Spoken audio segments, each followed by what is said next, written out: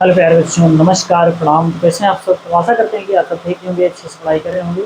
प्रश्नावली 5D का 1 से लेकर 6 नंबर तक सवाल आप सभी को हम बता चुके हैं। तो आज इसके आगे का सवाल बताएंगे। चलिए बिना देर किए हुए शुरू करते हैं। प्रश्नावली 5D का क्वेश्चन नंबर 7 है। इसमें कह रहा है, एक समांतर श्रेणी के 8 पदों का योग 64 और 19 पदों का योग 361 है। तो उस श्रेणी के n पदों का योगफल ज्ञात कीजिए। ठीक है, n पदों का योगफल हमें ज्ञात करना है। तो देखिएगा ध्यान से, एक काम करिए, इसमें जो है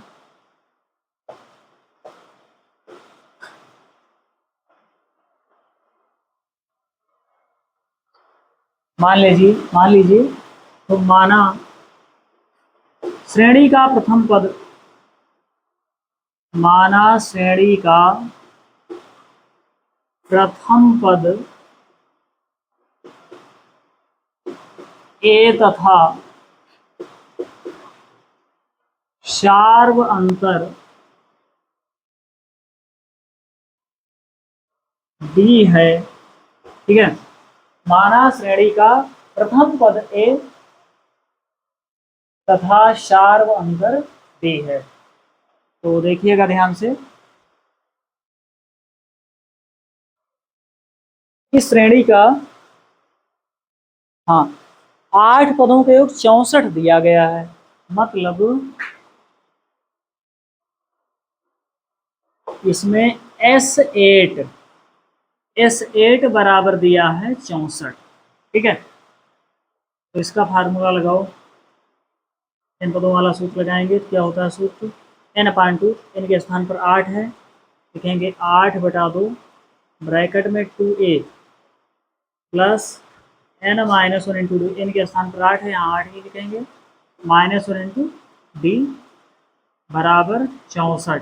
ठीक है, 2 से भाग कर दो, 2 चौको 8, 4 ब्रैकेट में 2a प्लस 8 में से घटाएंगे 7 बचेगा, तो हो जाएगा 7d बराबर 64। 4 का बछांतर कर दो, 2a प्लस 7d बराबर देखिए 64। ये 4 गुणा में भाग में हो जाएगा 64/4। 4 एकम 4 बचेगा, 2 24 हो जाएगा, 4 6 24।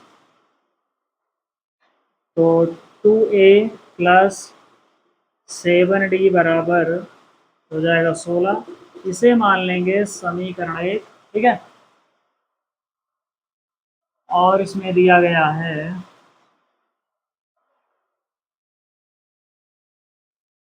19 पदों का योग 361 है।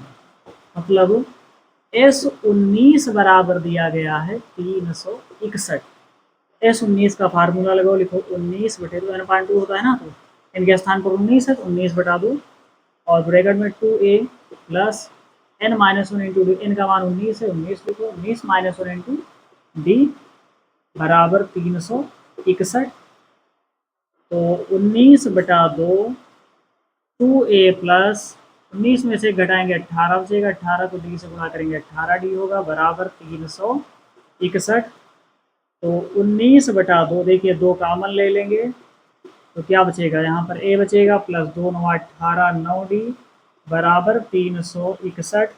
2 से 2 कैंसिल हो जाएगा, तो ये बचेगा 19 और ब्रैकेट में a plus 9d bracket close बराबर 361। ठीक है, अब 19 का कर दीजिए पछांतर, गुणा में उधर जाएगा भाग में हो जाएगा, तो a प्लस 9d बराबर 361/19। तो ये 19 बार में जाएगा, कट जाएगा 361, क्योंकि 19 का वर्ग होता है 361। ठीक है, तो a प्लस 9d बराबर 19, इसे मान लेंगे समीकरण 2। ठीक है, अब समीकरण 1 और 2 से हम a और d का मान प्राप्त कर लेंगे। तो एक काम करिए, इसे नोट कर लो, उसके बाद आगे बताएं।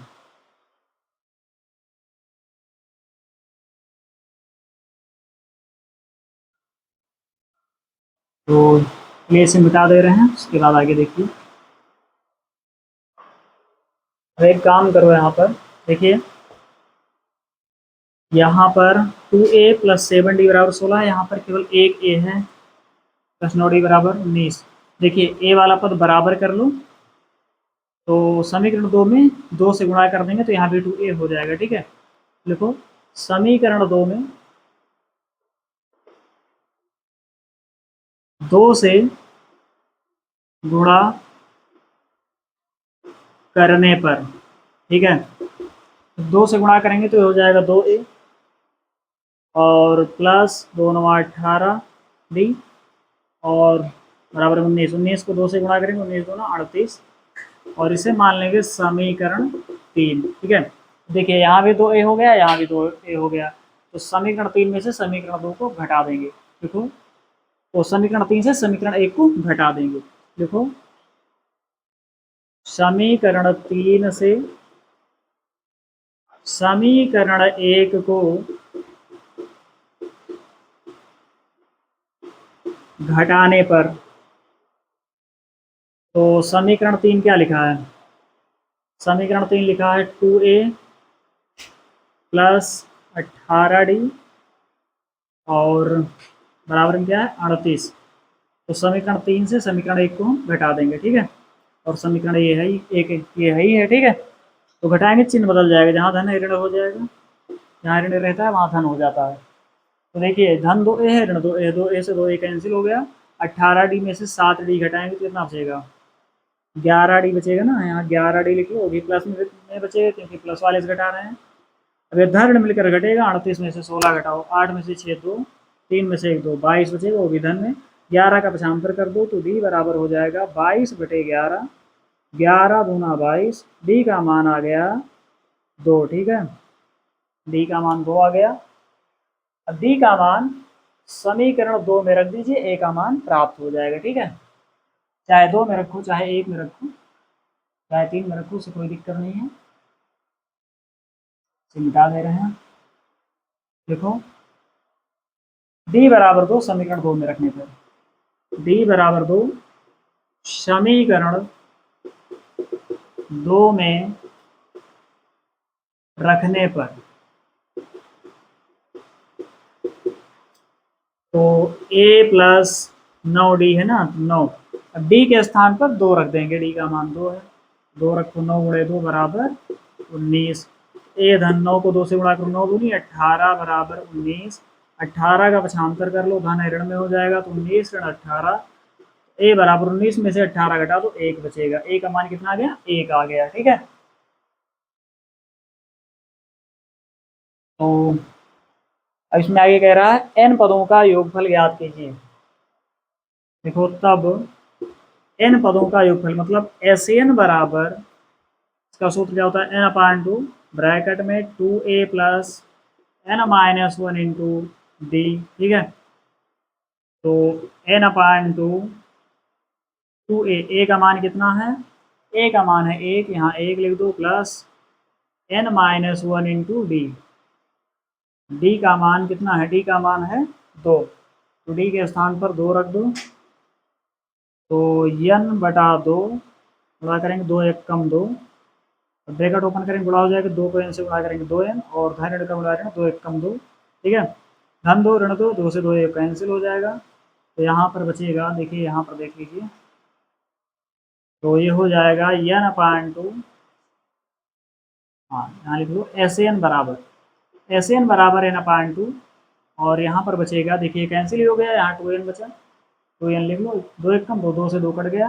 n को जब n से गुणा करेंगे तो क्या हो जाएगा, ये हो जाएगा n², ठीक है, क्योंकि गुणा घटाते हैं जुड़ जाती हैं, तो n पदों का योगफल आ गया n की घात 2, यही हो जाएगा आंसर, नोट कर लीजिए।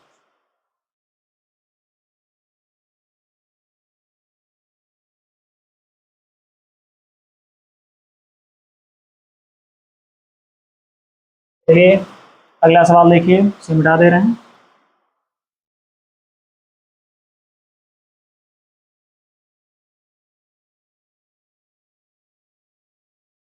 तो क्वेश्चन नंबर 8 है, इसमें कह रहा है 200 लट्ठों के ढेरी के रूप में इस, हाँ 200 लट्ठों को ढेरी के रूप में इस प्रकार रखा जाता है कि सबसे नीचे वाली पंक्ति में 20 लट्ठे, उससे अगली वाली पंक्ति में 19 लट्ठे, उससे अगली वाली पंक्ति में 18 लट्ठे इत्यादि। तो ये 200 लट्ठे कितनी पंक्तियों में रखे गए हैं तथा सबसे ऊपरी पंक्ति में कितने लट्ठे हैं, ये हमें ज्ञात करना है, ठीक है। तो ध्यान से देखिएगा, इसमें जो है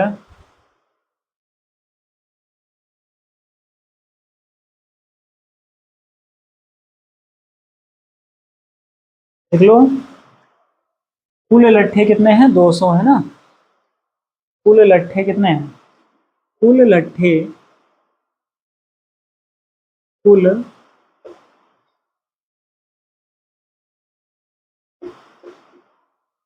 कुल लट्ठे दिए गए हैं 200, ठीक है। तो देखो, लट्ठों को श्रेणी क्रम में लिखने पर लिखो। हाँ, पहली पंक्ति में कितने लट्ठे हैं देख लो,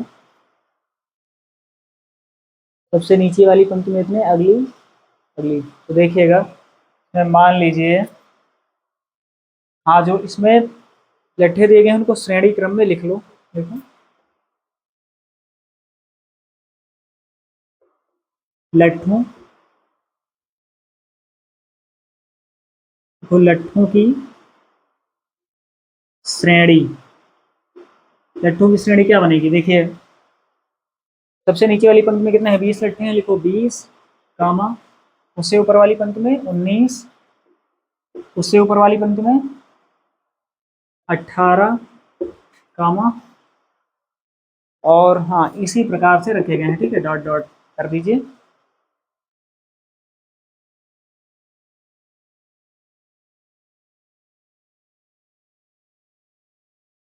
तो देखिएगा ध्यान से, एक काम करेंगे इसमें, हाँ, प्रथम पद मान लो इसका, देखो, प्रथम पद ए बराबर हो जाएगा 20, और सारवंतर हो जाएगा, देखिए, दूसरे पद में से पहले पद को घटा देंगे, 19 माइनस 20, तो कितना बचेगा, माइनस का 1 बचेगा, ठीक है। तो सारवंतर आ गया -1, और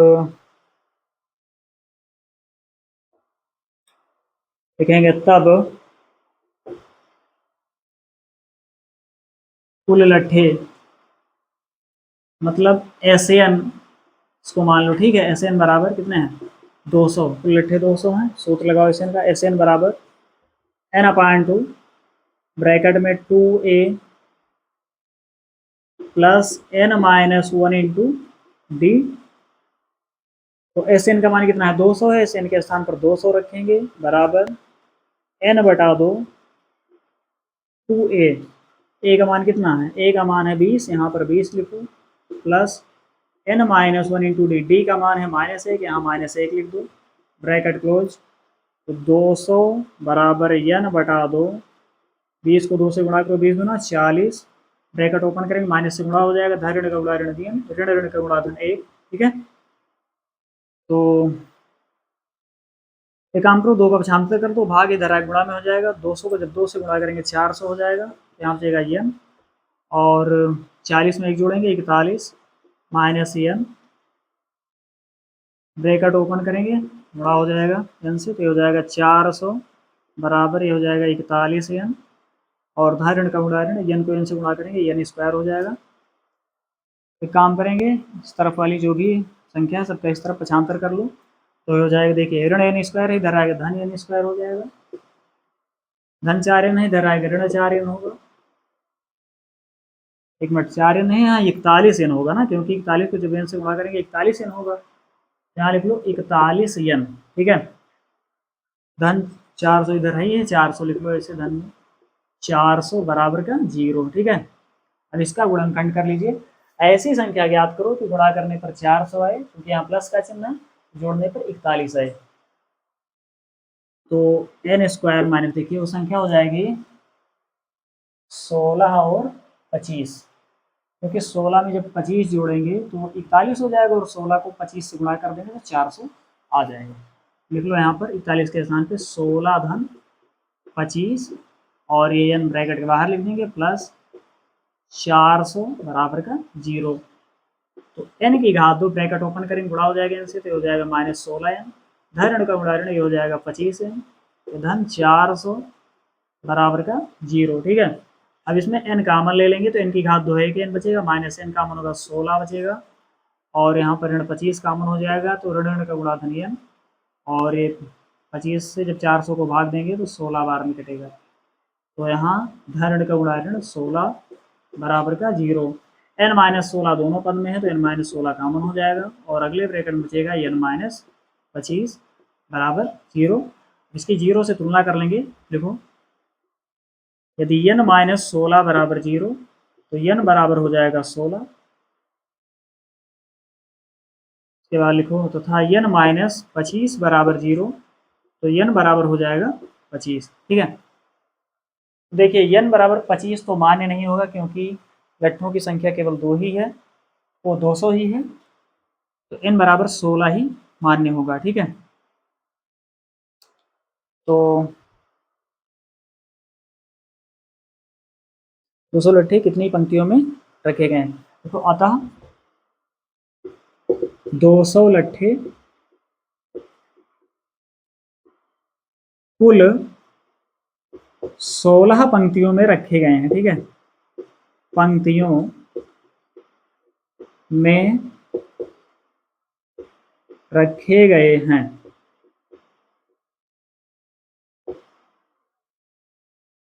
एक आंसर ये हो जाएगा।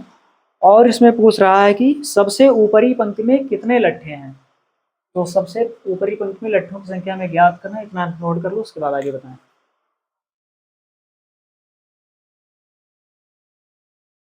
चलिए इधर बता दे रहे हैं, देखिएगा ध्यान से।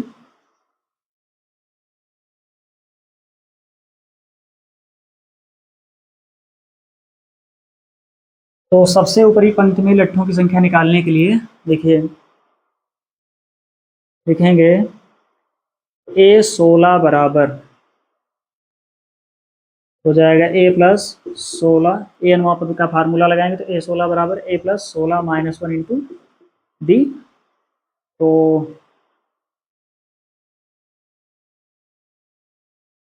हाँ, जो सबसे ऊपरी पंक्ति होगी तो यही वाली होगी ना,